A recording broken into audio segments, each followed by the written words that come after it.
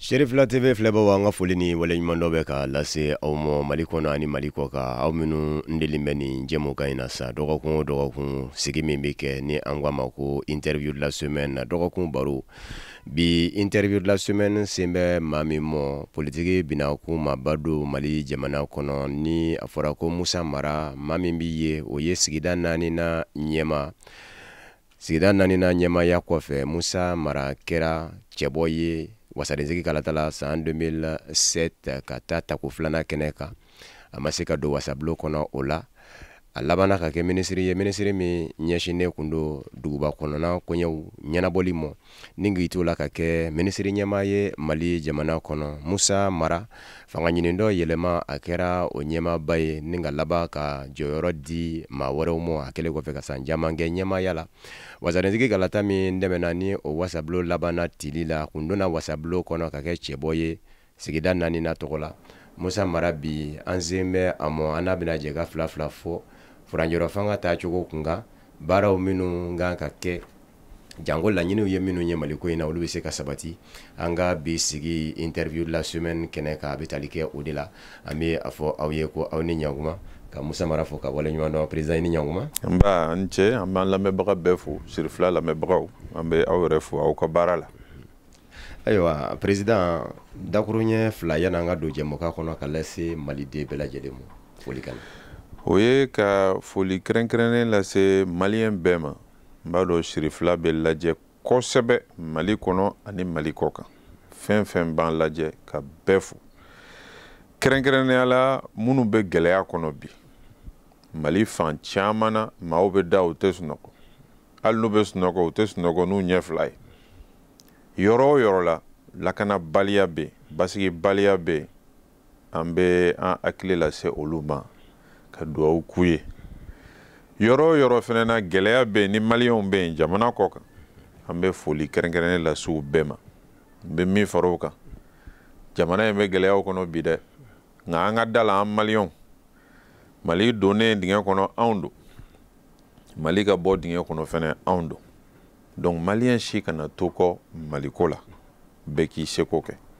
ambe kuma damne noye nala sonamo anye ofama aya president mali be geleya mi ngono fere do be sina mi gan ka se ka ke lala a geleya nyana bola ye ni o ye furanjoro fanga yi furanjoro fanga nyere bakuru bala ni afora e ka kuma aka e bi se ka mun vo anye furanjoro fanga nyere kechuku furanjoro fanga ni abe fo mako transition ne ka laɲini tɛ an ka tɔn n'o yɛlɛma ye an ka laɲini tɛ ala y'a latigɛ ala bɛ bɛɛ sanfɛ min y'ale di a b'o de kɛ nka an ka laɲini tun tɛ salon kɛlɛ wulila tuma min na président IBK nɔfɛ bɛɛ b'a dɔn anw ni IBK tɛ fankelen fɛ an bɛ se ka kɛ komi a sinama tɔn n'o ye opposant ye wasaden bulon kɔnɔ an tun b'o lahala la nka an y'a fɔ anw t'a fɛ cogo o cogo an ka an janto fanga bini man ɲi fanga min i b'a bi i b'a dɔn i bɛ taa fanga min kɔnɔna la i t'o dɔn dɛ nka ala y'a ka baara kɛ a nana kɛ fanga firili fanga firila tuma min fɛ na an ye min fɔ ni maaw hakili b'a la camancɛ fanga man ka kɛ tuma ye jɔyɔrɔ ɲini ani lahala yɛrɛ sagokɛ ani lahala ɲini a man ka ko tuma ye an b'a kɛ cogoya di anw minnu ye place ɲini n'aw ye n'anw ye politiki mɔgɔw ye anw k'an labɛn ka kalafili makɔnɔ minnu ye sɔrɔsiw ye ani minnu bɛ yen n'olu ye civiliw ye n'u tɛ politiki tɔn na n'a bɛ fɔ ko société civile an k'olu dɛmɛ olu k'u bolo di ɲɔgɔn ma ka camancɛ fanga in baara kɛ anw k'u dɛmɛ n'an hakilina ye ka sɔrɔ an ma jɔyɔrɔ ɲini o kɛra anw ka laɲini ye o la bandaw ka fanga ani Moktar Wani ka fanga nana ka na sigi an y'an seko n'an damayira kɛ k'u dɛmɛ ka sɔrɔ an tɛ place la baara min nana kɛ mɛkalo tile 24 n'o ye coup d'état ye ka bandaw bɔ yen ka Moktar Wani bɔ yen bi na Asimi Goïta ani Shogel olu bɛ ɲɛmaya la a baara in anw y'a kɔn fɔlɔ an ko n ma jɛn n'a ye fanga bin fɔlɔ an ma jɛn n'o ye kuma tɛ zeyina ta ma nka ala y'a latigɛ halisa kalo 8 ou kalo 9 min b'an ni camancɛ fanga laban ni ɲɔgɔn cɛ minnu bɛ fanga la bi an k'u dɛmɛ u ka baara la k'a sɔrɔ an ma jɔyɔrɔ ɲini n y'a mɛn politiki tɔn damadɔ wulila k'a fɔ k'olu ma jɛn n'a ye k'u ma place sɔrɔ cɛmancɛ fanga in tɛ place ɲini ye politiki tɔn dɔw fana bɛ fanga in kɔnɔna la anw ka laɲini tɛ nka a kɛra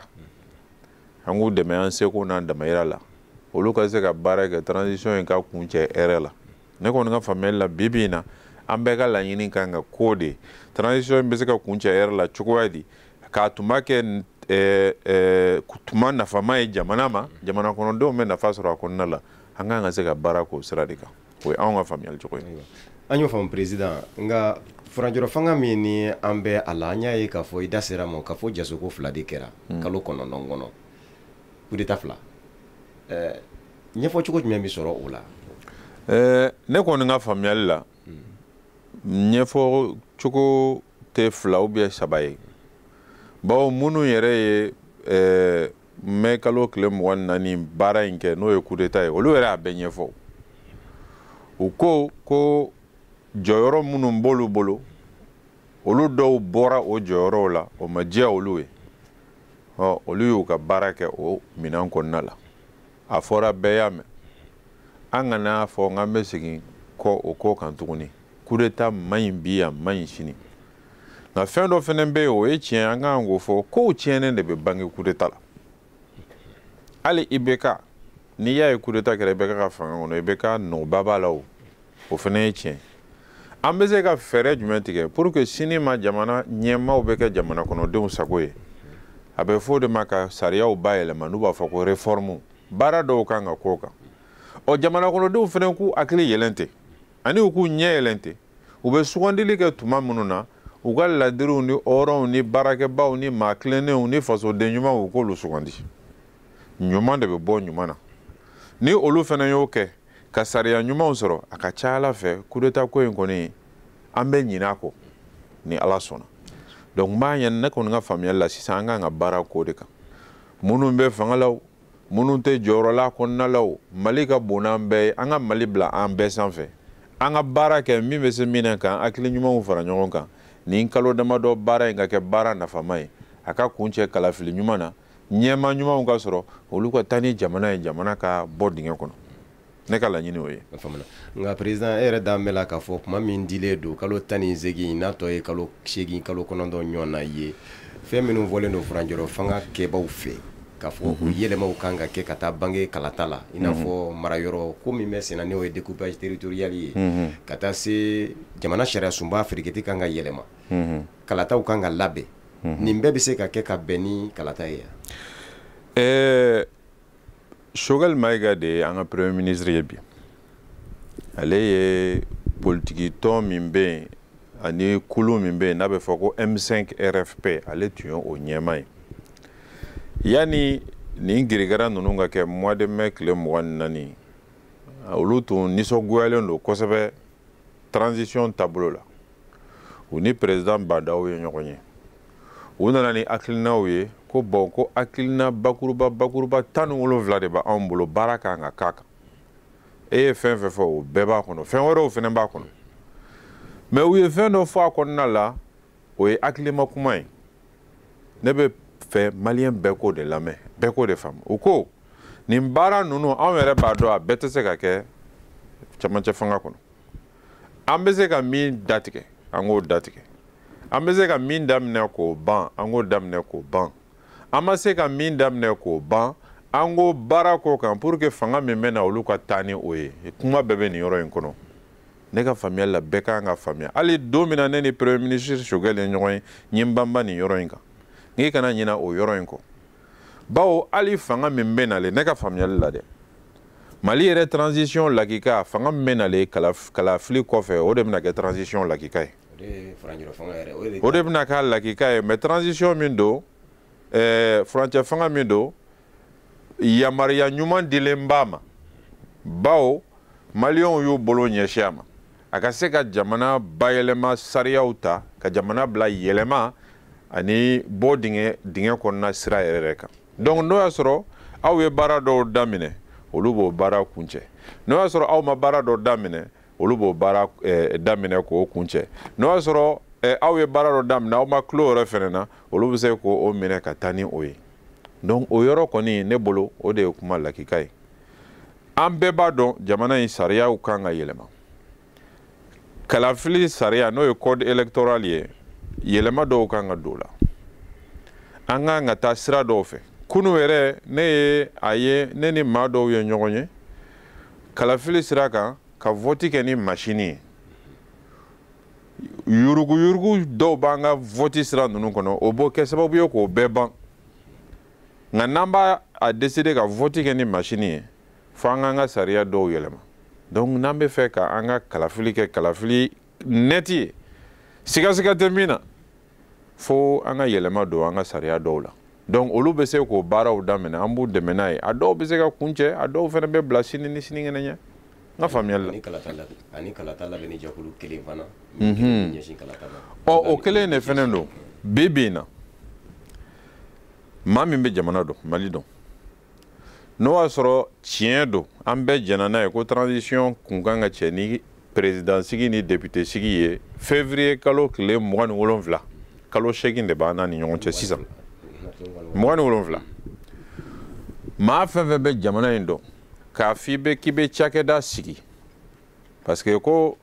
kalata a ɲɛnabɔba a ka kɛ kuluba kelen ye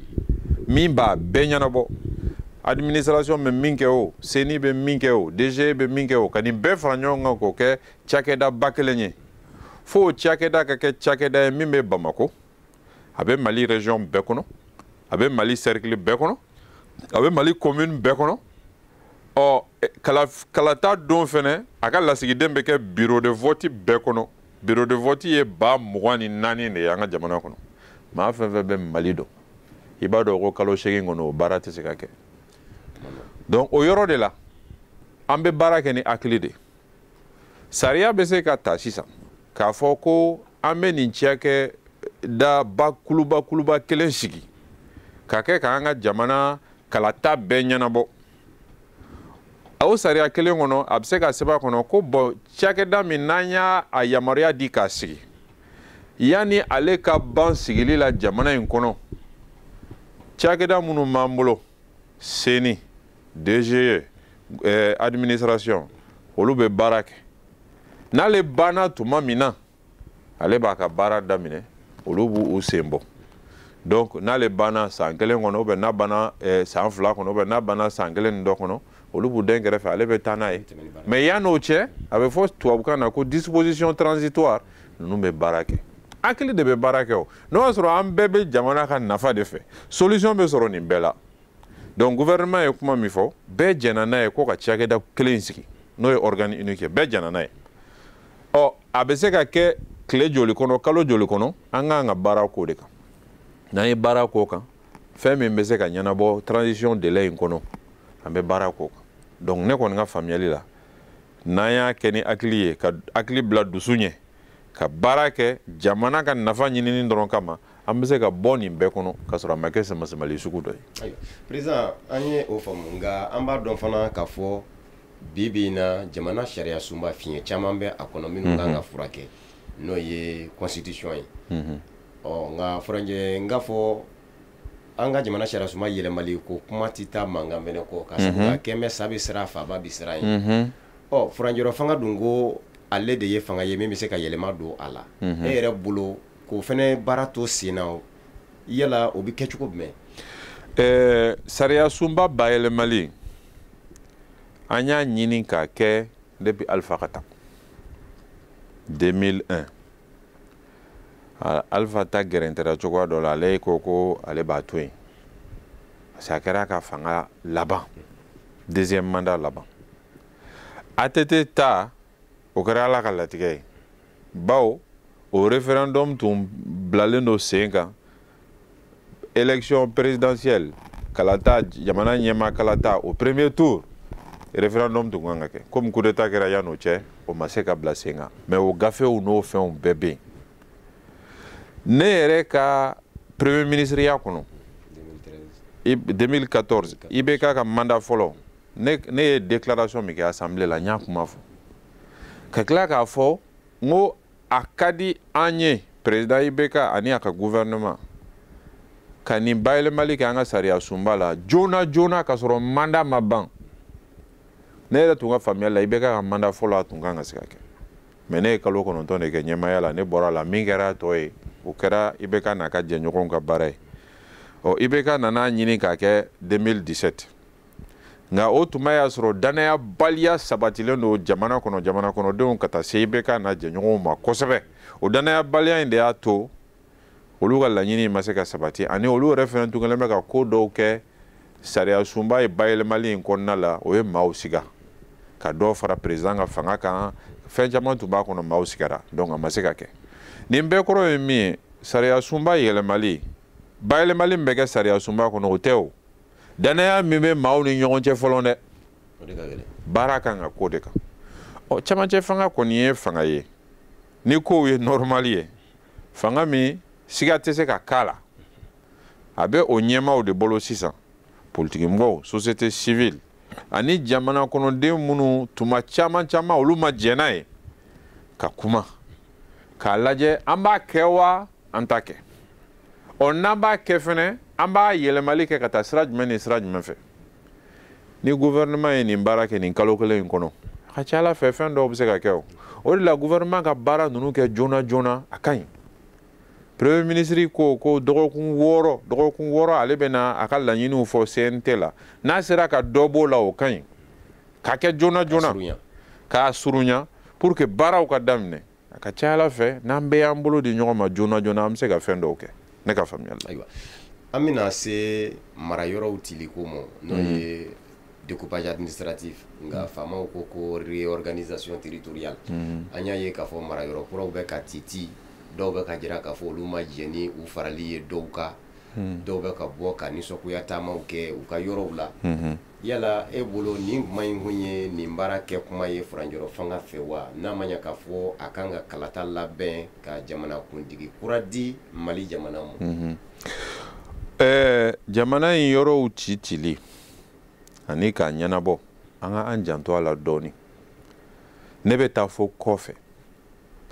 Mali ye yɛrɛma hɔrɔnya ta tuma min na région tun ye 6 de région nana kɛ 7 ye ka na kɛ 8 ye à peu près 130 kɔnɔna la région 2 de farala région 6 kan 130 wɛrɛ kɔnɔna la a nana se 10 fo tɔw bɛ ka ɲɛbila baaraw kɛ donc o kɔrɔ ye min ye an ka jamana in k'a yɔrɔw ci k'a yɔrɔw dilan kura ye a ma nɔgɔn fanga minnu kɔnna démocratie tile ɲɛ olu y'u janto a la kosɛbɛ parce que u b'a dɔn jamana in ye jamana kɔrɔ de jamana min ye jamana kɔrɔ ye maaw sigilen don n'u ka mara kɛcogo ye n'u ka mara baaraw kɔnɔna n'u ka maraw taabolo a bɛ maaw kunkolo kɔnɔ depuis san yirika ka kɔn hali colonisation ɲɛ n'i nana k'i bɛ mago la cogoya dɔ la i b'i janto en tout cas a tɛ kɛ teliya kɔnɔ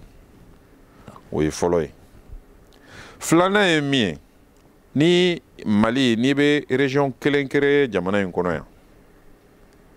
k'a fɔ k'i sigi papier kɔnɔ ko n ye sariya ta nin kɛra région ye o tɛ région ye o bawo n'i ko ko région gouverneur bɛ yen mais gouverneur dɔrɔn tɛ région ye o cakɛda fɛn fɛn bɛ jamana kɔnɔ o bɛɛ bolofara kan ka kɛ région kɔnɔ n'o ye direction régionale ye olu maaw kan ka nommer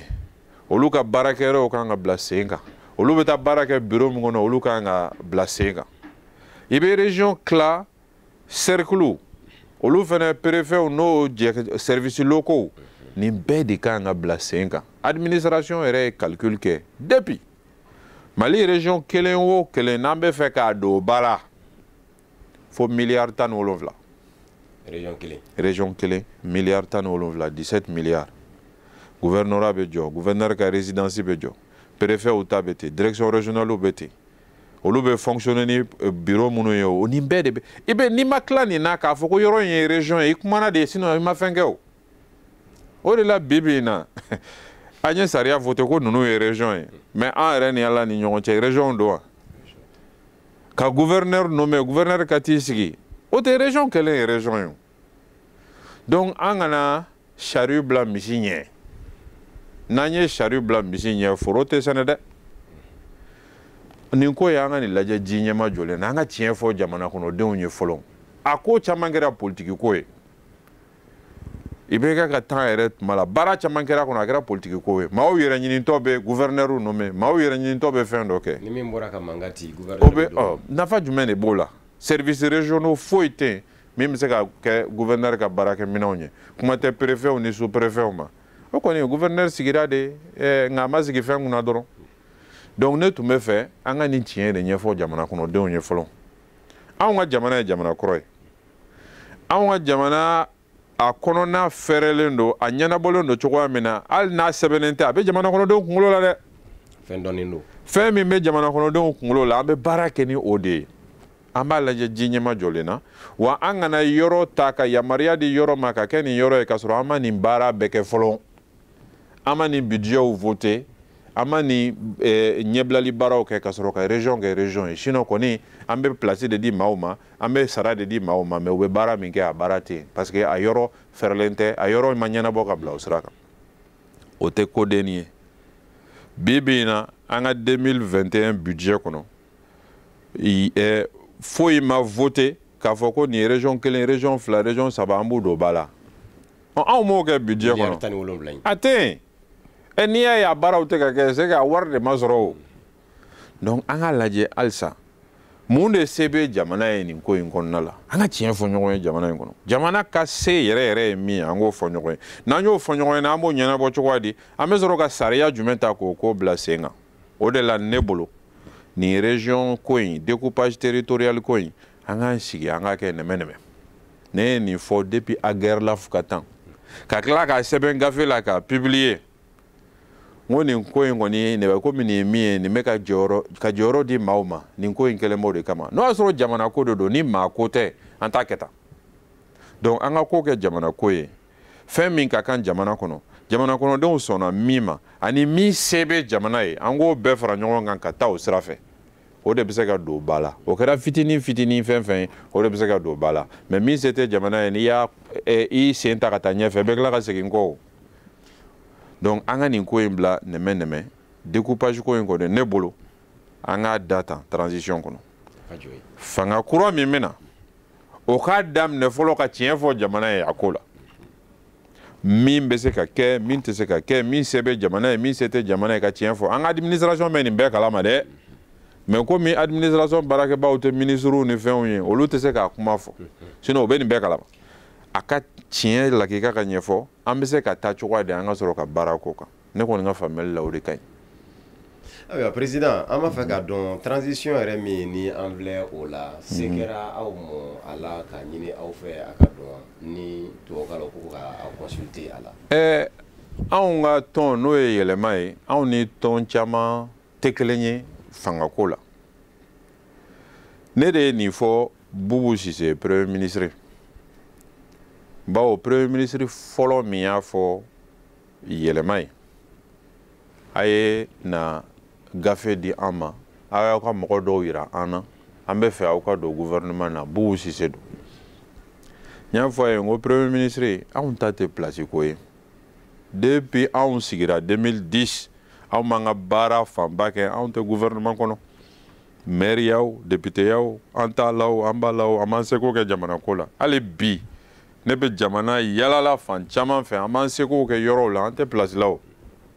bon anw ka politique faamuyali cogo de ye nin ye n y'a fɔ ale ye n ko anw bɛ maaw yira i la n'i y'o ta an b'an seko damariya kɛ k'i dɛmɛ n'i m'o ta an b'an seko damariya kɛ k'i dɛmɛ i ka da la fɛnɛ n'i bɛ sira ɲuman kan an b'i dɛmɛ n'i tɛ sira ɲuman kan an bɛ tiɲɛ f'i ye ne y'o kuma kelen min fɔ Bubu ye n y'o kuma kelen fɔ Mokhtar Wani parce que Mokhtar Wani fɛnɛ y'a ɲini an fɛ an ka maa dɔ yira la n y'o kuma kelen fɔ Choguel fɛnɛ parce que Choguel fɛnɛ y'a ɲini an ka maa dɔ yira la Mokhtar Wani ka gouvernement fɔlɔ an tun t'a la filanan min n'o kɛra air damadɔ gouvernement ye an tun t'o fɛnɛ na o mais o m'an bali an kan ka kuma min fɔ coup d'état ko la an y'o kuma fɔ politique man ka kɛ jɔyɔrɔ ɲini ye an bɛ don politique la jamana de kama an bɛ don politique la ka baara de kɛ jamana ka nafa sɔrɔ tumanin dɔ anw bɛ sɔrɔ k'an sen bɔ maa wɛrɛ bɛna don a la politique tɛ carrière fɛnɛ ye k'a fɔ ko n bɛ don a la k'a kɛ badabada ye k'a kɛ n ka nasɔngɔ ɲini sira ye k'a kɛ n ka balo sira ye politique t'o ye o politique ye yɛrɛ di de ye jamana ma k'i seko kɛ e ka sɔrɔ k'i yɛrɛ lafiɲɛ maa wɛrɛ ka na i place la a ka ɲɔgɔn falen falen a ye jamanabaw lajɛ diɲɛ kɔnɔ a bɛ kɛ ten de o wa tant que jamana in kɔnɔ an ma t'o sira fɛ a tɛ ɲɛnabɔ koyi ni politique kɛra maaw ka nasɔngɔ ɲini sira ye o de bɛ maaw bila u b'a fɔ ciw bi u b'a fɔ ca sini bawo ciw nasɔngɔ bɛ yen fɛ ni ca nasɔngɔ kɛra yen fɛ u bɛ ca fɛnɛ fɔ o tɛ yɛlɛma ye wa o tɛ ne yɛrɛ Musa Mara hakilina ye nin gouvernement min sigira a ɲinina an fɛ an ye maa dɔ yira a tigi ma ta o tɛ baasi ye anw bɛ se ka dɛmɛ min kɛ an b'a kɛ ni an ye ko ye ko min man ɲi maa ka juru t'an na an tɛ siran ma ɲɛ n y'o fɔ depuis an donna politique la an b'a fɔ bawo jamana ko la musalaya man ka ko la koyi ou bien n bɛ ka nin ko in ɲini n bɛ nin bari tan n bɛ siran ta nin kana kɛ tan ayi jamana ko la an k'a kɛ a kan ka kɛ cogoya min na an k'a fɔ a kan ka fɔ cogoya min na o de ka ɲi donc nin de ye yɛlɛma sigi ka ɲi hali ni y'a ye ne ye président kɛ yɛlɛma kɔnɔ san 10 n bɔra la docteur Yusufu Jawara bɛ yen ale b'a ta kɛ ale fana bɛ bɔ a la maa wɛrɛ bɛ na nin bɛɛ de ye politique ye mais Mali an ma dege ninnu na kosɛbɛ ninnu ye siraw ye an kan ka nin sira ninnu de ta pour que jamana in ka bila sira kan sira min politique de bɛna nin solution ye politique tɛ problème ye mais tant que politique bɛ kɛ yɛrɛ ɲini ani place ɲini ye politique de bɛ kɛ problème ye dɛ ala k'an kisi ayiwa an ka kurun bɛ ka se siɲɛ ka président kuma min bolo dalen don a bɛ ɲini ka sa kuncɛyɔrɔ la nka an b'a fɛ e yɛrɛ ka kuma dafa kuma lase malidenw ma Mali ko in na hali bi fɔlɔ ye min ye fɔlɔ n bɛ seri fila cɛ ni muso denmisɛn ni makɔrɔba an b'aw bɛɛ fo aw ka groupe in an bɛ dugawu k'aw ye aw bɛ sira min kan ala ka aw dɛmɛ sira kan ka barika di aw ma aw bɛ kɛ sababu ye ka kunnafoni lakika min di jamana in kɔnɔ wa kaana jamana kɔnɔdenw bɛ kan min faamu an b'a ɲini an ka médiaw bɛɛ fɛ bɛɛ ka tɛmɛ o sira fɛ communication bɛ kɛ kaana ma aw bɛ kan min de faamu ɔ n bɛ dugawu kɛ aw ye n y'a daminɛ ni min ye n b'a laban ni o ye jamana in an k'a dɔn an bɛ togoda min na an bɛ village min na an bɛ quartier min na dugubaw kɔnɔ an ka sigida yɛrɛ kɔnɔna la an jɔyɔrɔ bɛ jamana jɔli la an kana to fɛn bɛɛ gouvernement fɛn bɛɛ président ou bien fɛn bɛɛ jamana wɛrɛw ayi anw yɛrɛ bɛ se ka min kɛ fɔlɔ anw k'a daminɛ n'o ye i b'a dɔn bamanankan na a bɛ fɔ n'an dɛmɛ n ka wara la o kɔrɔ k'a kunkolo bɛ yɛrɛ bolo n bɛna misali dɔ d'i ma kunun dɔrɔn ne y'a ye réseaux sociaux kan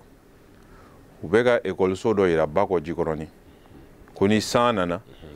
ko ji bɛ don classe kɔnɔ parents d'élèves dɔ bɔra a ye nin yira gouvernement na gouvernement kana nin baara kɛ mais an ka jamana in kɔnɔ sariyaw de talen don ka école so mara k'a cɛmabɔ k'a tengu commune na ka tila k'a tengu parents d'élèves la Mali école so foyi tɛ yen comité de gestion scolaire tɛ école min kɔnɔ o CGSI parents d'élèves de b'a constituer wari min bɛ sara CGSI de b'a gérer gouvernement bɛ subvention kɛ école bɛɛ ye fonds ADARS bɛ yen fonds caman bɛ yen CGSI de b'a gérer donc o école so in CGSI olu ka bɔ fɔlɔ k'a ɲɛfɔ wari misɛnnin minnu n'olu y'o sɔrɔ olu ye mun k'o la fɔlɔ an ka daminɛ n'o ye n'olu y'o ɲɛfɔ commune 5 mairie olu k'u ta fara o kan an bɛ sɔrɔ ka se gouvernement ma donc nin kɔrɔ ye min ye jamana kɔnɔ baara fɔlɔ bɛ jamana kɔnɔdenw de baara filanan ye olu ye ɲɛmaa minnu sigi u ka kin kɔnɔ u ye ɲɛmaa minnu sigi u ka commune kɔnɔ an bɛ sɔrɔ ka taa ten dɔɔni fo sanfɛ mais ni jamana kɔnɔden y'i fosi ale ka baara kɔrɔ a tɔ tɛ se ka ɲɛnabɔ ale de ye soubassement ye jamana kɔnɔdenw man k'u fosi u ka baara kɔrɔ cogoya si bon jamana in jɔli dɛ nin de don an bɛ fɛn o fɛn na jamana in kɔnɔ an k'a dɔn anw de ye Mali défenseur numéro 1 Maliɲɔn anw de ye Mali attaquant numéro 1 fɛnɛ n'i ye ballontan ta k'a lajɛ an k'an seko kɛ n'anw y'an seko kɛ an dɛmɛbagaw o ye kɛra commune kɔnɔna ye o kɛra Maliɲɔn minnu bɛ jamana kɔ kan o kɛra ɲɛmaaw ye olu fɛnɛ b'u seko kɛ après a bɛ taa ten fo jamana wɛrɛw mais fɛn o fɛn an bɛ maa wɛrɛ de la y'an bɛ maa wɛrɛ de la an k'an yɛrɛ lajɛ dɔɔni n bɛ fɛ jamana in kɔnɔ bɛɛ ka i sigi kɛ i miiri nin ma maliyɛn ye miliyɔn 23 bi fo miliyɔn 24 an ka dugukolo kan miliyɔn 8 ou bien dɔɔni jamana kɔ kan an bɛɛ kelen kelen an ka jamana in an ka an don a kɔrɔ dɔɔni n'an y'o kɛ ɲɛmaw olu b'u seko kɛ wa ni ɲɛmaw m'u seko kɛ fɛnɛ an bɛ démocratie tile la an b'olu bɔ yen ka ɲɛma wɛrɛ sigi a place la mais ni anw ma an duru jamana kɔrɔ maa wɛrɛ tɛ ni duru jamana kɔrɔ an place la dɛ donc ni kɔni ye ne hakilina ye n bɛ min fɔ ka kuma laban ni o ye jamana in halisa ala ka basigi ala ka bɛn sabati ala ka ɲɛma ɲumanw don an garisɛgɛ la k'a daminɛ depuis an ka commune ka taa se fo jamana ɲɛma yɔrɔw la an ka dugawu k'o la ka kuma kuncɛ n'o aw ni cɛ ala k'an bɛn ɲɔgɔn ma merci bien. O de fana bɛ dansigi an ka bi dɔgɔkun sigi la dɔgɔkun sigi interview la semaine na dɔgɔkun baro ka se maaba dɔ ma ka fila fila fɔ ni a ye Mali jamana jɔli fɛɛrɛw la o de ye an zɛnsɛn ka se Musa Mara ma Musa Mara sigida 4nan ɲɛmakɔrɔ don Musa Mara ministre kun don ministre min ɲɛsinnen kun don duguba kɔnɔ kow ɲɛnabɔli ma Musa Mara kɛra wasaden jɛbɔ maa ye wasadensigi kalataw la san 2007 ka laban kana kɛ ministre ɲɛmaa ye ni ka laban k'i kanbɔ tugun wasadenya nɔfɛ sigida 4nan tɔgɔ la ka don wasabulon kɔnɔ fɔ wasabulon ka ti o la an sera ma hakilinata ye fɛn minnu ye jamana jɔli fɛɛrɛw la ani faraɲɔgɔn fanga in yɛrɛ taabolow la a ye caman fɔ an ye o la ka sabu kɛ waati koron ye an ka bi baro bi jɔ ni yɔrɔ in na ka bɛɛ fo ka bɛɛ wale ɲuman dɔn Mali kɔnɔ ani Mali kɔ kan a k'an bɛɛ dɔgɔkun sigi wɛrɛ kɛnɛ kan interview de la semaine n'Ala ka jɛn